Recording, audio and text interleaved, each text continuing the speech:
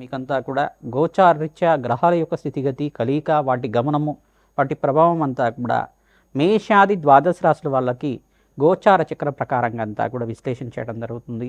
ఈ రోజున మనం చెప్పబోయే టాపిక్ ఏంటంటే ప్రధానంగా చూసుకుంటే 2026 ఆంగ్ల సంవత్సర ఫలితాల్లో భాగంగా ప్రధానంగా చూసుకుంటే ఈ యొక్క సంక్రాంతి వేళ నుంచి ఎటువంటి శుభ కార్యక్రమాలంతా కూడా విశేషంగా పుణ్యయోగాలు సిద్ధించడానికి సంక్రాంతి సందర్భంగా మీకంతా కూడా మేషాది ద్వాదశ రాశుల వాళ్ళకి ఈ యొక్క ఆంగ్ల సంవత్సర ఫలితాల్లో భాగంగా జనవరి నుంచి డిసెంబర్ దాకా ఈ పండగ నుంచి మీరు ఎటువంటి పుణ్య కార్యక్రమాలు ఆచరించుకుంటే మీ జీవితం అంతా కూడా రాజయోగంగా మారడానికి విశేషమైన పరిష్కారాలంతా కూడా చెప్పడం జరుగుతుంది. గోచారిత్య గ్రహస్థితి అంతా కూడా చూసుకుంటే మీనరాశిలో శనీశ్వరి సంచారం జరుగుతుంది. ప్రధానంగా రాహువు యొక్క సంచారం అంతా కూడా కుంభరాశిలో సంచారం ఏప్రిల్ 14 తర్వాత వక్రగతి సంచారం జరుగుతుంది. ప్రధానంగా సప్తమ స్థానంలో అంటే ప్రధానంగా చూసుకుంటే సింహరాశిలో అంతా కూడా ఈ యొక్క కేతు యొక్క సంచారం ఏప్రిల్ 14 తర్వాత వక్రగతి సంచారం జరుగుతుంది. బృహస్పతి యొక్క మార్పు అంతా కూడా చూసుకుంటే ఇక్కడ మిథున రాశిలో అంతా కూడా రాజయోగ కారకుగా మారి అంతా కూడా అతిచారం నుంచి మళ్ళీ తిరోగమనంలో అంతా కూడా మార్పు చెందడం జరిగింది. మళ్ళీ చూసుకుంటే జూన్ 14 తర్వాత కర్కాటక రాశిలో ఉచ్చస్థానంలో మార్పు జరుగుతుంది. ఈ యొక్క సూర్యగ్రహం అంతా కూడా చూసుకుంటే సవిత్ర సూర్యనారాయణ స్వామి అంతా కూడా జనవరి 1వ తారీఖు నుంచి అంతా కూడా ప్రధానంగా ఇక్కడ ధనుసు రాశిలో అంతా కూడా చతుర్గ్రహ కూటమితోటి కలుగుతూ ఉంటారు. తర్వాత చతుర్గ్రహ కూటమిలో అంతా కూడా సూర్య భగవానుడు ధనుసు రాశిలో అంగారకుడు బుధుడు శుక్రుడి కలియుకతోటి చతుర్గ్రహ కూటమిలో అంతా కూడా సంభవం జరుగుతుంది. ప్రధానంగా జనవరి 15వ తారీఖు తర్వాత మార్పు అనేది జరుగుతుంది. ఉత్తరాయణ పుణ్యకాలం అంతా కూడా మొదలవుతుంది. ఉత్తరాయణము అంటే ప్రధానంగా ఉత్తరాయణం అని చెప్పేసి అంటే ఆయనము అని చెప్పేసి అంటే గమనం అని చెప్పేసి సూర్యుడు యొక్క గమనం అని చెప్పేసి మార్గము పయనము అని చెప్పేసి చెప్పడం జరుగుతుంది. ఉత్తరాయణ పుణ్యకాలం అనేది సూర్యుడు యొక్క గమనాన్నంతా కూడా నిర్దేశిస్తూ ఉంటుంది. ప్రధానంగా చూసుకుంటే ఉత్తరాయణ పుణ్యకాలంలో అంతా కూడా ప్రధానంగా 6 నెలల వరకు ఉంటుంది. తర్వాత 6 నెలల తర్వాత దక్షిణాయన పుణ్యకాలం వస్తుంది. ప్రధానంగా చూసుకుంటే ఈ కాలాన్నంతా కూడా ఉత్తరాయణ పుణ్యకాలంలో మకర రాశిలో ప్రవేశం చేసిన తర్వాత ఈ యొక్క మకర రాశిలో అంతా కూడా ప్రవేశం చేస్తుంటారు సూర్యనారాయణ స్వామి అంతా కూడా 15వ తారీఖు రోజున జనవరి 15వ తారీఖు రోజున. ఈ యొక్క అదే సమయంలో మకర సంక్రాంతి అంతా కూడా మనకంతా కూడా పండగ చేసుకోవడం జరుగుతుంది. 15, 16, 17 తారీఖులో అంతా కూడా భోగి మళ్ళీ 14, 15, 16 ఆ తారీఖులో అంతా కూడా జరుగుతూ ఉంటుంది. ప్రధానంగా చూసుకుంటే భోగి సంక్రాంతి కనుమ అనేది పండుగ చేసుకుంటుంటారు జనవరిలో అంతా కూడా.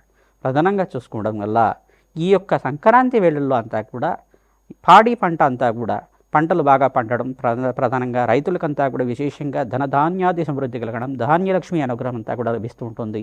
పంట వల్ల వాళ్ళకంతా కూడా ఆ సమయానికంతా కూడా పంట చేకూర్చి మీకంతా కూడా పంట వల్ల మీకంతా కూడా ఆర్థికంగా ఉన్నత స్థితి కలగడానికి మరియు పంటకి సహకరించిన పశుపక్షాతులకి ఎవరైతే ఉంటారో ప్రధానంగా పశువులకంతా కూడా ప్రధానంగా గోమాతకంతా కూడా పూజ చేయడం ఎద్దులకి పూజ చేయడం బసవన్నకులు పూజ చేయడం అన్నవంతా కూడా యోగకరంగా ఉంటుంది.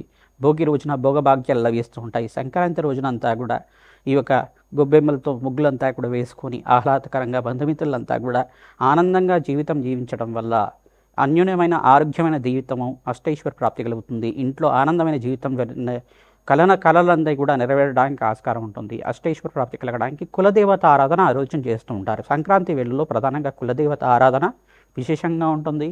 మరియు పితృదేవత ఆరాధన కూడా పెద్దల పండగ అని చెప్పేసి అంటారు. ఎవరైతే పితృదేవత ఆరాధన ఈ యొక్క సంక్రాంతి వేళల్లో అంతా కూడా చేస్తుంటారో శాశ్వతంగా బ్రహ్మలోక ప్రాప్తి కలుగుతుందట. తిలతర్పణాలు చేయడం వల్ల రాజయోగం తీస్తుంది. ధనధాన్యాది సమృద్ధి కలుగుతుంది. పితృదేవతలకు ప్రీతికరమైన పదార్థాలన్నీ కూడా పిండి పదార్థాలన్నీ కూడా పితృదేవతలకు ప్రీతికరంగా కులదేవతకు ప్రీతికరంగా నివేదన చేసి వీరంతా కూడా గృహంలో ఉండే సభ్యులంతా కూడా భుజించడం వల్ల అష్టైశ్వర ప్రాప్తి కలుగుతుంది. అన్నదానం చేయడం వల్ల విశేషంగా ఎవరైతే కనుక బ్రాహ్మణత్వం ప్రీతికరంగా మీరంతా కూడా స్వయంపాక దానం ఇచ్చుకోవడం సాహిత్యం అని చెప్పేసి అంటూ ఉంటారు. స్వయంపాక దానం ఇచ్చుకోవడం అనేది పొత్తర్లు అని చెప్పేసి ఉంటారు. ఈ యొక్క దానం అంతా కూడా చేయడం వల్ల వస్త్రదానం చేయడం వల్ల కీర్తి ప్రతిష్టలు పెరగడానికి ఆస్కారం ఉంటుంది. సంఘంలో గౌరవం పెరగడానికి ఆస్కారం ఉంటుంది.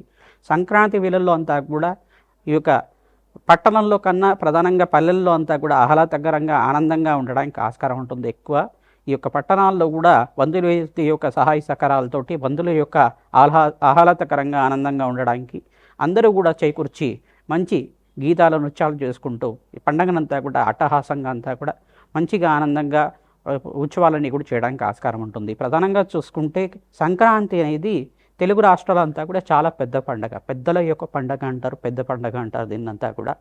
సంక్రాంతి వచ్చిన వీళ్ళంతా కూడా అన్నీ కలిసి వస్తాయి, రాజయోగాలు వస్తాయి మనకంతా కూడా అని భావిస్తూ ఉంటారు. మహాలక్ష్మి అనుగ్రహం అంతా కూడా శీఘ్రంగా కలగడానికి ఆస్కారం ఉంటుంది. గోదా కళ్యాణం అంతా కూడా పండగ వేళల్లో అంతా కూడా చేస్తూ ఉంటారు, భోగి సమయంలో అంతా కూడా చేస్తూ ఉంటారు. గోదాదేవి కళ్యాణం అంతా కూడా చేయడం, రంగనాథ స్వామి అనుగ్రహం అంతా కూడా లభిస్తూ ఉంటుంది, శ్రీకృష్ణ పరమాత్మ అనుగ్రహం అంతా కూడా లభిస్తూ ఉంటుంది. తద్వారా ఎవరైతే ఈ యొక్క కళ్యాణంలో అంతా కూడా పాల్గొంటూ ఉంటారో అష్టైశ్వర్య ప్రాప్తి కలగడానికి ఆస్కారం ఉంటుంది. గోదా కళ్యాణంలో కూడా విశేషమైన పుణ్యయోగం రావడానికి ఆస్కారం ఉంటుంది, అష్టైశ్వర్య ప్రాప్తి కలగడానికి ఆస్కారం ఉంటుంది. ప్రతినిత్యం కూడా ఈ యొక్క అమ్మవారి ఆరాధన ఖడ్గమాల స్తోత్రంతో కుంకుమార్చన చేసుకోవడం, ఈ యొక్క యజ్ఞ హోమాది క్రతువుల్లో అంతా కూడా పాల్గొనడం వల్ల విశేషమైన పుణ్యయోగం వస్తుంది. దేవాలయ ప్రాంగణంలో ఉత్తరాయణ పుణ్యకాలంలో అంతా కూడా దేవతలకి శక్తి కలిగే విధంగా విశేషమైన యజ్ఞాత క్రతులంతా కూడా చేస్తూ ఉంటారు. రాజశ్యామల యజ్ఞాత క్రతులు కానీ, విశేషమైన చండీ హోమాది కార్యక్రమాలు కానీ, కులదేవత ఆరాధన కానీ, విశేషంగా ఎవరైతే యజ్ఞ హోమాది క్రతులంతా కూడా చేస్తూ ఉంటారో విశేషమైన పుణ్యయోగం సిద్ధించడానికి ఆస్కారం ఉంటుంది. అత్యంత శుభమైన కాలంగా ఉత్తరాయణ పుణ్యకాలం అంతా కూడా అత్యంత శుభకాలంగా ఉంటుంది. సంక్రాంతి అంతా కూడా పుణ్య కార్యక్రమాలు ఆచరించుకోవడానికి, దాన ధర్మాలు చేసుకోవడానికి అత్యంత శుభమైన ఫలితంగా ఎవరైతే దానాది కార్యక్రమాలు చేసుకుంటూ ఉంటారో 3 రెట్లు 3,000 కోట్ల రెట్లు ఫలితం అంతా కూడా పొందడానికి ఆస్కారం ఉంటుంది. ప్రతినిత్యం కూడా అమ్మవారి ఆరాధన, కులదేవత ఆరాధన, పితృదేవత ఆరాధన మర్చిపోకుండా చేస్తూ ఉండండి. తద్వారా అష్టైశ్వర్య ప్రాప్తి కలుగుతుంది, రాజయోగం సిద్ధిస్తుంది. మకర రాశి జాతకులకి 2026 ఆంగ్ల సంవత్సర ఫలితాల్లో భాగంగా విశ్లేషణ చేయడం జరుగుతుంది. ప్రధానంగా మకర రాశి జాతకులకి బృహస్పతి ఉచ్చస్థానంలో మార్పు, ప్రధానంగా శనీశ్వరుడు అనుగ్రహం వల్ల శుక్రుడు ఉచ్చస్థానంలో మార్పు జరిగినప్పుడు రాజయోగ కారణంగా ఉంటుంది. అంగారకుడు ఇక్కడ అంటే అంగారకుడు ప్రధానంగా చూసుకుంటే ఫిబ్రవరి 18 తర్వాత మకర రాశిలో ప్రవేశం చేసి ఉచ్చస్థానంలో మార్పు జరుగుతుంది. పంచగ్రహ కూటమి, చతుర్గ్రహ కూటమి, షష్టగ్రహ కూటమి అంతా కూడా కుంభరాశిలో సంభవిస్తుంది. ప్రధానంగా ఈ స్థానంలో అంతా కూడా మార్పు చేయడం వల్ల, అంగారకుడు ఉచ్చస్థానంలో మార్పు చేయడం వల్ల విశేషమైన రాజయోగం యోగకరంగా ఉంటుంది, అష్టైశ్వర్య ప్రాప్తి కలుగుతుంది. ప్రతినిత్యం కూడా వ్యాపారంలో అభివృద్ధి కలగడానికి, ఈ వ్యాపార రంగంలో వాళ్ళకి అత్యంత శుభమైన ఫలితాలు పొందడానికి ఆస్కారం ఉంటుంది. ప్రధానంగా జూన్ 14 తర్వాత రాజయోగంగా మారబోతుంది. వివాహాది శుభకార్యాలు జరగడానికి ఆస్కారం ఉంటుంది. ప్రధానంగా ప్రత్యంగరాదేవి శాంతి హోమాది కార్యక్రమాలు, ఈ గ్రహస్థితి స్తంభం నుంచి బయటపడడానికి, మిశ్రమైన ఫలితాల నుంచి బయటపడడానికి, నవగ్రహాలకు ప్రీతికరంగా జపము హోమాది కార్యక్రమాలు ఆచరించుకోవడం, మీకంతా కూడా ఎవరైతే కనుక చెడు పీడలంతా కూడా చేశారో, మాకంతా కూడా ఈ యొక్క దుష్ట గ్రహాల యొక్క బాధలతోటి అకాల కష్టాలంతా కూడా అనుభవిస్తున్నాం, మాకు ఏదైనా తంత్రగ్రహ ప్రకారంగా మీకంతా కూడా తంత్రశాస్త్ర ప్రకారంగా పరిష్కారం చెప్పండి అని చెప్పేసి భావిస్తే కనుక ఈ పరిష్కారం చెప్తున్నాం. తంత్రశాస్త్ర ప్రకారంగా పరిష్కారం చెప్పడం జరుగుతుంది. ప్రధానంగా మహాకాళి దేవాలయంలో అభిషేక హోమాది కార్యక్రమాలు ప్రదోష కాలంలో ఆచరించుకోవడం వల్ల, ఆంజనేయ స్వామి మూలమంత్ర సహితంగా ఆంజనేయ స్వామి దేవాలయంలో పంచముఖ ఆంజనేయ స్వామి దేవాలయం అయితే ఇంకా మంచిది.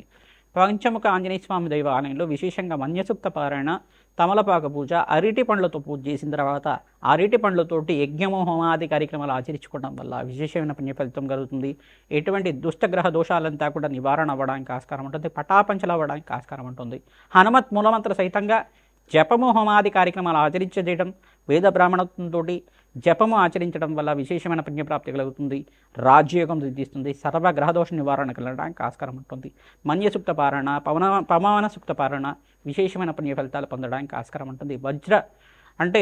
వజ్ర కవచం అనేది ఉంటుంది. పంచముఖి ఆంజనేయ స్వామి యొక్క వజ్ర కవచం అనేది ఉంటుంది. ప్రధానంగా పంచముఖి ఆంజనేయ స్వామి యొక్క కవచం అనే కవచం ఉంటుంది. ఆ కవచం సహితంగా మూలమంత్రాన్ని అంతా కూడా సంపూర్ణం చేసి యజ్ఞము హోమాది కార్యక్రమాలు ఆచరించుకోవడం, ప్రధానంగా వడమలను స్వామివారికి సమర్పించి దానిలో అంతా కూడా తేనెను కూడా నివేదన చేయడం వల్ల, భక్తులకు పంచడం వల్ల కార్యసిద్ధి కలగడానికి ఆస్కారం ఉంటుంది.